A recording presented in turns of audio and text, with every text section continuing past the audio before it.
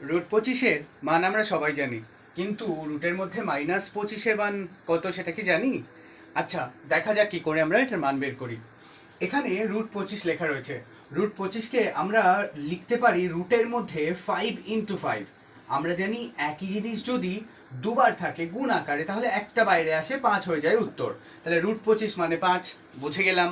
কিন্তু √-25 এর মান কত হবে? এর মান হবে 5i। আচ্ছা, এটা কি করে দেখবো এবার? এখানে লেখা রয়েছে রুটের মধ্যে -25। এটাকে যদি আমরা লিখি রুটের মধ্যে -1 × 25, তাহলে তো ব্যাপারটা একই, -25ই হচ্ছে রুটের মধ্যে।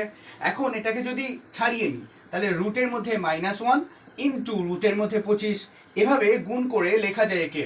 এখন এই রুটের মধ্যে মাইনাস যে 1 আছে তার মান হয়ে যায় i, ইমাজিনারি নাম্বার বা কাল্পনিক নাম্বারের ক্ষেত্রে, আর কাল্পনিক সংখ্যার ক্ষেত্রে।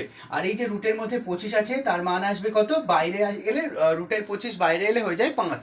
এই 5 আর i এর গুণ করে হচ্ছে কত? 5i। আমরা পেয়ে গেলাম 5i। তাহলে কি হলো? রুটের মধ্যে যদি কোনো সংখ্যার আগে মাইনাস থাকে, ওই মাইনাসটা হয়ে যাবে i, আর সংখ্যার যে বর্গমূল সেটা 5, এক্ষেত্রে 25 বলে 5 বেরিয়ে এলো, আর সেখানে যে সংখ্যাটা থাকবে সেই অনুযায়ী হবে। এবার বলুন তো দেখি, রুটের মধ্যে -81 এর মান কত? কমেন্টে লিখে জানান। এই ধরনের কন্টেন্ট প্রতিনিয়ত এই চ্যানেল থেকে আপলোড করা হয়। চ্যানেলের শর্ট সেকশনটি ভিজিট করুন, যেখানে হাজারো শর্টকাট ট্রিকের সাহায্যে ম্যাথ করে দেওয়া রয়েছে। চ্যানেল সাবস্ক্রাইব করে সঙ্গে থাকুন চাকরির প্রিপারেশন নেওয়ার ক্ষেত্রে।